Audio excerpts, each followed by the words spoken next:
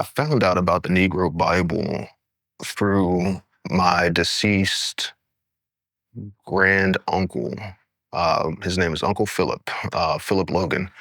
He worked as a Pullman's porter for 30 some years, and he retired from them. And after he died, his cap was donated to the Smithsonian Museum, the African American History Museum, and it was on display there. And at the same time, there was an exhibition for the Negro Bible, and that's how I came across it. Um, I saw the display and thought, like, I wonder if I could get a hold of the manuscript. And I was able to find a copy of it online. And then once I found that, I reached out to Joseph and was like, "Hey, we might want to do something with this here." Um, and yeah, so that's how we found out about it. And I'm supposed to have my hands around all of these books. You have the Gnostic texts that came out of Nag Hammadi, and you have all the other texts that came out of the Dead Sea Scroll area, the Qumran area. And you have other books in Oxyrhynchus and all of these places in Egypt that they were dug up, like the Gospel of Thomas, which is one of my favorites. And then you have something that kind of slaps you in the back of the head, and you go, "Why didn't I know this?" So around 2019, I got a call from one of my favorite narrators, Dennis Logan. Has done a lot of work for us, and he's got a background in occult studies and some kind of one-off interesting religious stuff. And he calls me up and he said, "Have you ever heard of the slave Bible, the Negro Bible?" And I said, "No, what are you talking about?" The story with the Negro Bible actually goes back to 2017 and the beginning of my working relationship with Mr. Lumpkin. And that's that when he originally sent me the manuscript for the Book of Enoch, the reference version, the first page of it has a black guy on it. I knew he was special. um, and in talking to him about it, he was the first time I'd heard a white guy say that, all the stuff in the Bible happened with people of color. Um, that was rare, especially, coming from where I come from, in East Coast, Middle South. That's not something that you hear every day coming from white folk. Um, and that really laid the foundation for our working relationship there. The fact that he was so candid with that information, and he didn't hold anything back, like he didn't have anything to gain or have a ulterior motive for speaking on that. And still to this day, I'm thankful for him for that, because it's a narrative that needs to be presented. We need to hear this without any bias, and Joseph is that's what he does. He's gonna give it to you raw. So um, when I came across the Negro Bible, um, I'd originally thought about publishing it myself, but I knew that me by myself presenting it as a mixed race man, it's not going to be taken as seriously. I don't have the credentials. I don't have a doctor in front of my name or any of that. Um, and after doing, you can't do 24 books with somebody and not kind of know them for their character. So I trusted that Joseph was going to provide the information and the frame for that book, so that the world will be able to digest the story, not just myself. Um, and yeah, I'm still thankful that that I did. So. Yeah. And he explains the fact that the blacks, the slaves at the time in the British West Indies, were given this Bible that was not really a full Bible. Well, that's part of our Christian history, whether we like it or not. And by the way, when we put this thing out, and the actual title is the parts of the Bible used for the Negro slaves of the British West Indies. That's basically the title of it. When we put this thing out as the Negro Bible, Amazon refused to take it because it had the word Negro in it. But that was the historical name of the book, not something that we had invented. It was the historical title. It's an interesting project, the Negro Bible, the Slave Bible. It's one of those things it's taboo just to talk about. You know, who am I gonna go and really have a conversation with that about without getting weird looks? You know, but in my opinion, that's exactly why it needs to be out there, because we need to know all of the history. History is not about showing everybody the good things that happen. History is about showing everybody the good and the bad. We need to be able to look at those examples that we need to follow, but it may be more important that we need to be able to look back and see the things that we did wrong, right? And so I think that this is a great example of that. It was obviously, they thought in a different way back then. You can, go on about that, but really what they were doing is they were trying to form a herd and shepherd that herd without giving them a hope of escape. And it's a terrible thing when you break it down like that. But it's something that happened and that continued to happen for years and years. And so it's something we need to look back at and take into account. When we see information, propaganda, really, released like that, you can look at today and see similar things. They're removing books. They're trying to take certain information out of the general public, but we have to ask why, right? And I think that lessons in the past, like the Negro Bible or the Slave Bible, are great things to pull from and see exactly where we're going wrong today. In the late 1700s, they began to think that the Negro may have a soul. Well, I mean, that sounds just ridiculous to us these days, but see, to do things, to do atrocities to people, whether it be in a war or in a divorce or in a capture of a slave, you have to go through this gymnastics in your mind. You have to first you dehumanize them. They're not really fully human. They're somehow inferior. So you denigrate them and then you dehumanize them. And when you dehumanize them, then you can demonize them. And after you demonize them, you can do anything you want to with them. And you find this cycle when it becomes war, or when it becomes a divorce, or when you're taking captives. It's the same thing. It's the same thing.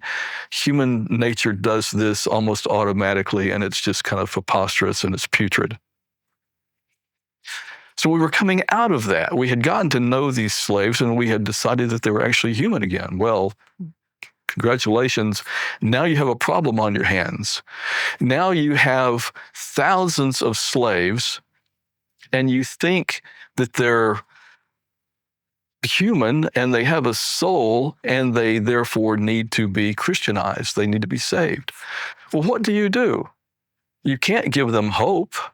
If you give them hope for escape, you are promoting the escape of the slaves. So the church at the time in England, I believe it was the Presbyterian Church, to tell you the truth, I'd have to look it up. They got this idea. They were going to take the King James Bible and they were going to cut it down. And they're going to remove all the parts of the Bible that gave hope for escape. For example, Exodus. The book of Exodus is nothing more than the story of slaves escaping with God's help. They have a leader, they have a plan, and they escape. And their would-be captors chase them, and instead of capturing them again, they get drowned in the sea. Well, I mean, it forms an underlying story that would excite the slaves into thinking that possibly they too could escape. So they cut everything out of the Bible that would promote that kind of thought, that kind of hope, that kind of plan, and they got rid of it. They threw it out.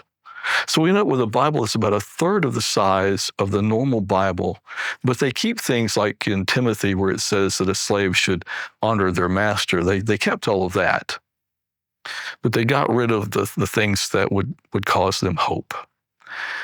They kept what we would call the road, the Roman road, or the plan of salvation. They kept that in there, and they gave this to the slaves. So in 1807, the Slave Bible was produced and published. Now what do? Well, now you've got a problem. Now you got to teach your slaves to read, right? So you're going to actually form a slave movement, a Christian slave movement. So normally your house slaves were able to read and write a little bit, and you'd teach them, and then they would go off and they would read the Bible and they would teach others, and so that's the way it went. But the problem is, once you teach a person to read, you have given them access to everything. And now they know that the Bible that they gave them was not the complete Bible. So there were some interesting challenges with this one. Yeah, it's solely tied to the name and the day and age that we live in. There are hot words that will get you canceled. That's just the world we live in right now. And what Fifth Estate does is we talk about controversial subjects. So it makes it hard for us. You know, if you cancel a word and we're trying to tell you the history, it's a pretty hard stop. We ran into that with Amazon once we got the book out, which took months, and it would happen before I actually came onto the company, but it was a problem in itself. Then we're still dealing with a name, the Negro Bible, and they don't like that word, regardless of if it's historical or of hate. You know, they don't take the time to discern. And so when I started to run advertisements for it, we ran into that. And the funny thing is, so Amazon doesn't like the word, right? The word Negro. Google doesn't like religion. So you get stopped out in two of those places for a really important product that needs to get out there and be seen and be learned about, so that this doesn't happen again. After Dennis Logan had introduced me to the concept of this Bible, and we researched it, and we found out what was going on within the history, and how our thoughts on our fellow men evolve. And we wrote the introduction and got it out. It wasn't that easy to get out.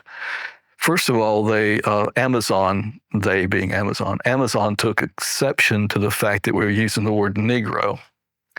Now, I've always had this picture in my mind that could be right or could be wrong, that there's some 20-something with no concept of history and no concept of what went on, making some decision as to if a book makes it or not, according to the title or the content. And sure enough, it was kicked back, and we had to wrestle with them mightily just to get the book out.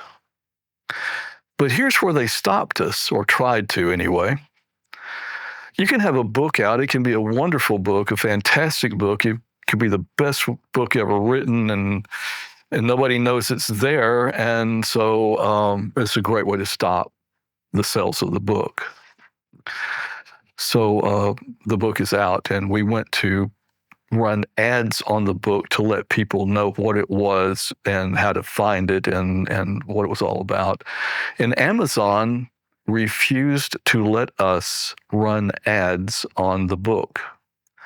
Now, it looks to us like within Amazon, there is a print section and a ebook Kindle section and an Audible section and an ad section, and nobody knows what the other one is doing.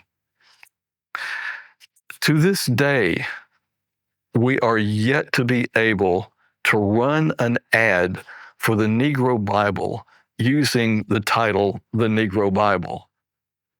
Why? Because somebody there in the ad department has taken it upon themselves to cancel us from using that particular word, which is the historical title of the book. And so if you're going to find the title according to the history of it, it's not going to be out there. So what we did was, under a different name, we took the same book, we added a little bit more to the introduction, and we put it out with the title Slave Bible, which is not the historically factual name, but one that Amazon could tolerate. So there are two of these books out. One is called the Negro Bible, one is called the Slave Bible. The Slave Bible is it's put out by me under the name Emmanuel Rafa. And we did that because that was the only way to run an ad to let people know that the book is out there. The problem with that is, historically, factually, if they're going to do it by the history of the book, they're still not going to find it by the correct name. They've got to look up on it. But that's what we run into. So we jumped through a lot of hoops. I've tried to put together an ad campaign for the Slave Bible at least a dozen times, and you can get them out on Google, but they're heavily filtered, because anytime you talk about your religion or anything like that, Google has administrative rules against that. Basically, they don't totally take you off, but they heavily nerf who you can talk to, which becomes a problem. Obviously, reach is all that's what advertising is all about. So for someone in my position, it becomes something very frustrating, because I have a personal connection to this, in that I believe that important information needs to be disseminated freely, because knowledge is the most important thing we can give our kids, because it's how we can move forward in the correct manner, or it will tell them that. And basically, Amazon and Google have told me I can't do that. So I have a disagreement with them, So it's been a hoop that we're continually trying to jump through. Even though the Negro Bible has hit number one in its category a few times, we're still not allowed to go in and advertise, which is crazy to me. How can you show it on your number one charts, but you won't let me talk about it? So it's something we'll probably have to fight with continually with this project, but I'm not going to stop with it, and we're going to get it out there. It's not the rewriting of our history, per se. It is the ignorance and the ignoring of our history. And if you don't know what we have done and take note of it, it will probably happen again, if not to you, to somebody else. Like right now, we've got a real problem with anti-Semitism. We've got a problem with the gay community. And all of these things are happening. And oddly, they're following the same line of trajectory. Make them less than human, make them dehumanized, make them demonized, and then make them go away. It's got to stop. We have got to get back to what history actually is. And that includes religion. I believe the Negro Bible is important because it shows the politicization of religion, the way that it can be used for mind control. And if it was done with the Bible, what else could it have been done with? And it's really the responsibility of everybody living to do their research on their own, and try and get to the root of all that. Because the narrative changes depending on your bloodline. So um, yeah. um, I can't say it's like so much I can't say. Coming from somebody a little younger, it's important to me because we live in a time when information is being attacked, and we live in a time where we have the most information at our fingertips than anybody combined prior had. But we don't do a good job of keeping it out in the open. It's put behind paywalls, it's put behind subscriptions, it's put behind this or that, or it's canceled, right? And getting it out in good forms. And that's what I think this project was. The Negro Bible is something that's going away. There's only 3 copies left, right? There's 2 in Britain, and there's 1 in the Bible Museum in Washington, D.C. And who knows when that goes away. So this was our best option to just get it out there and make sure this stays around. You can burn all the books you want, but I'll know that we've sold this many copies and that it's still out there. I'll know, maybe not without a shadow of a doubt, but I'll be fairly certain that we preserved this with what we've done, which is important. We need to know these lessons because if we don't, that playbook will be opened on us. They'll remove. They'll give us instructions to walk in lockstep, as Dad says. Meaning they will give us enough to unite us in a single direction that whatever that driving force wants. But they're going to make sure that we don't have enough information to see that we can break our chains at any time. I didn't really think too much about the impact. With just about from the time that I started self-producing, um, impact isn't something that I base the projects that I work on off of. It's is it relevant to my story? And this genealogy is a big thing for me. When there's a big part of African American history is unfortunately slavery and what was done to our records, and the intention of erasing one's connection to their past and their ancestors. Um, so one of the reasons I work in spirituality is that at some point, everyone goes through the dark night of the soul. At some point, just, unless you're an NPC, you're going to have an awakening. And when you get to that point, I'll be there with some information that hopefully will make that process a little bit easier for you.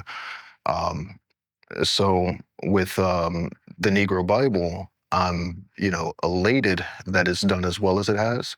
Um, I didn't think so much about the impact. I thought it was more important just that the book is out. And and like I didn't get to do the narration. I didn't care so much about that so long as the book is out. Um, 'Cause it's a story that needs to be told. People need to be aware that religion has been weaponized on more than one account, but this is probably the biggest use of religion as a weapon. You know, without that, I think without that information and there's a lot of room for how to say, like, kind of like a blind faith. What the church says, what your parents may say, what your family may say about and that you should believe a certain way. Um, but when you know that the text that you're basing your beliefs on has been manipulated, like, it kind of crumples the structure there. So um, I don't know if I hit on everything, but in a nutshell, that's kind of where I'm at with that. But they will not give us enough information to show us that we can break free. And that's really what this is. This is the playbook in slavery, right? We're going to give them religion. We're going to teach them how to walk. We're going to teach them how to work, but we're not going to teach them that you're just like you and me and they can be free too. And that was the whole problem. And that's what we want to make sure everyone knows about. And so it can't be done again. There's so many similarities between America right now and Rome during its decline and fall. And it's become satire on social media. It's satirical that, give them circus and they won't rebel. Well, yeah, it's satire and you can get a laugh out of it and feel smart for a second, but it's true. And by laughing at that meme, you're feeding into the very thing that you think is so funny. There's something that needs to be done. We need to be better about consuming information in a responsible way where you understand the entire context, or at least to the best of your ability. And then we can debate about those facts amongst ourselves, because that is how new ideas are made and it's how old ideas are refined. And it's just something we're not doing anymore. We live in a magical, mystical, marvelous world, and there's so much that's possible. But I hate to say the powers that be, um, have intentionally hidden a lot of things from us, to keep us from tapping into our fullest potential, to keep us enslaved to this matrix, um, and yeah, I was taught that the only way to, that knowledge is power, and yeah, and true strength comes from within. So, you combine the two and then you become an unstoppable force. Um, that's about it.